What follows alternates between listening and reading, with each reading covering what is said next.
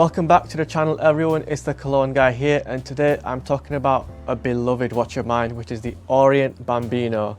This watch holds a very special place in my heart because it is one of the first automatic watches I ever treated myself with, and this was a daily wearer to the office. I remember my first watch was a Seiko 5 and I absolutely loved that watch, and this particular Orient Bambino was like double the price. So trying to buy it and justify it, it was a big investment on my part, and I'm very happy I did, because now I've got the watch collecting bug and I absolutely love watches. With that in mind, I'm going to share my honest thoughts on this particular watch. Should you still buy it nowadays? How does it compare against the rest of the Orient Bambino lineup? Because at the time when I bought this watch, this particular variant, the Gen 2 version 2, was like the most hyped version, and there are a ton more Orient Bambinos out in the market nowadays. But before we start, I'm hoping you guys like the suit and obviously the lion's mane that I've got going on. I'm dressing this way for you guys, so please make sure you like, subscribe and comment down below your honest thoughts, and let's get on to the review. So starting off with the build of this watch, we have a domed mineral glass on the top with a beautiful off-white cream dial. So the case is made from stainless steel with some really nice polishing on the front, on the bezel, but with some nice brushed sides as well. So it just adds some nice subtle contrast to the watch and just overall improves the look. The watch does come with a brown leather strap, but it felt so cheap and tacky that I replaced it with this camel tanned leather strap, which is actually kind of patinaed in a way and gone a lot darker over the years, but I still think it's a great combination. I am going to put in the comments down below a link to, of course, this watch, as well as my alternative strap options, because I just do think that the original strap is not very good for this watch and it is going to kill your experience with it. And personally, even though I am biased of it, I just think this camel strap is probably the perfect combination for the off-white dial. With this construction, you do get 30 meters of water resistance, so it's perfectly fine for a dress watch, but of course, don't go diving with this Orient Bambino. As for the dimensions, we have a 40.5mm diameter, a lug-to-lug of 46.5mm, a thickness of 12.5mm, and a lug width of 21mm. So of course, with that lug width, 21mm, when I first bought the watch, it was kind of a bit tricky to find watch straps that would obviously be 21mm, but nowadays there's going to be so many options, so I don't actually think that's a negative of this watch anymore. It probably was when I bought it back in the day, but nowadays I wouldn't really stress about that.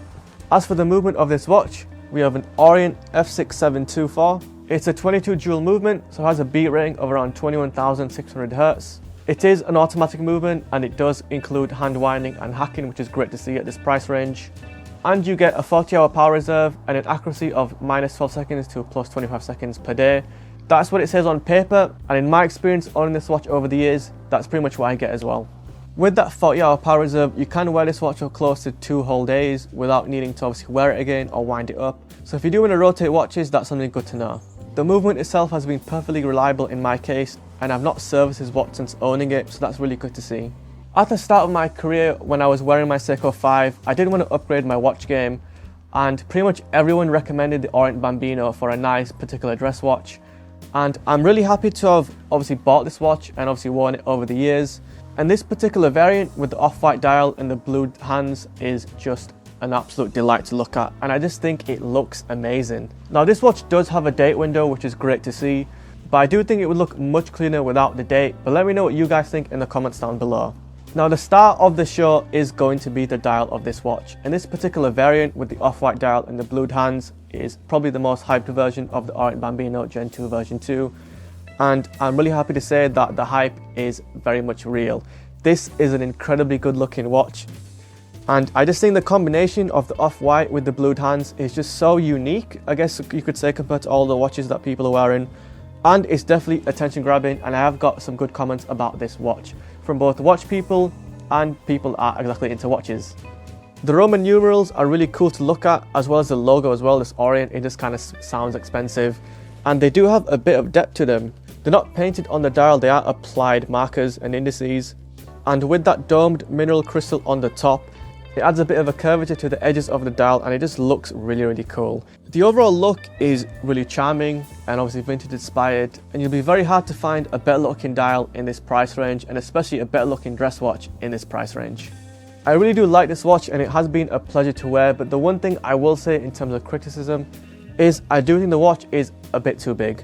But if it was around 39mm max, I just think it would have been an amazing addition, And a lot more people would have bought this watch, because even in all the reviews when I was looking at buying this particular watch, that sizing was probably the biggest kind of takeaway that people have said to watch out for if you were to buy this watch. I'm glad I didn't take into that advice and I just pulled the plug and bought it anyways, because I've had some amazing years with this watch. Now going back to that sizing, because it is a bit more oversized for a dress watch, and especially with the lighter coloured dials, which just has the illusion of a much bigger watch, I don't think this watch looks super elegant. I mean, the overall aesthetic does, but I just don't think the size kind of does it justice. So that's the only takeaway I would give you guys from the actual dimensions of the watch, is if you do have a medium to big size wrist, this watch will look amazing on you. But if you have wrist sizes closer to mine, then just kind of something to look out for. Even though the crystal is mineral, and of course some watches nowadays for this price tag will come with sapphire crystal, I don't think it's a bad thing of this watch, because getting a domed sapphire crystal would really up the price of the Orient Bambino lineup. And I just think without it, it's not really a true Orient Bambino. The domed crystal just really adds an important element to this watch and just overall completes the look. Without it, the Orient Bambino would kind of be lost. But bear in mind that this is a dress watch, so you're not going to be going skiing wearing it. The only thing you might be doing is butting heads in the office, but that never gets too physical. So I just think the construction and the durability, it should all be fine. With that in mind, would I buy this watch nowadays? Because there are a lot more Orient Bambinos on the market now. I am a huge fan of the Orient Bambino with the small second hands in 38mm sizing. I just think that would be a much more comfortable watch and much more elegant as well. And I just love the small second hands. I just think that's a great mechanism on pretty much any watch.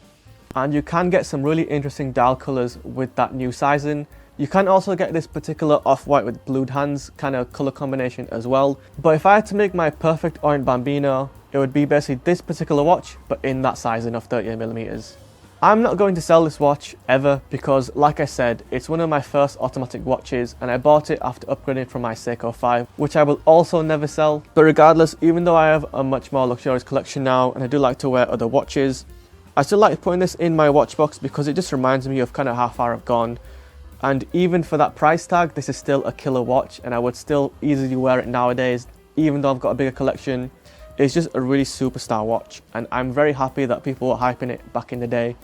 Now, nowadays, I do think that the Orient Bambino lineup is kind of a bit more underrated because there are so many other watches nowadays. But I just do think it's still a solid pickup. Even this particular version, you can still buy it for a really good price. And I just think it's a great addition if you've not bought one already. And you're looking for a really decent dress watch, even though you don't mind the oversized look of it. Now that's all there is for this amazing review. Hopefully you have enjoyed it. And please make sure you comment down below your thoughts on Orient Bambino. Let me know if you like it, you hate it, you love it, which generation or version you like the best. And hopefully you've liked my amazing suit and the fact that I do need a haircut.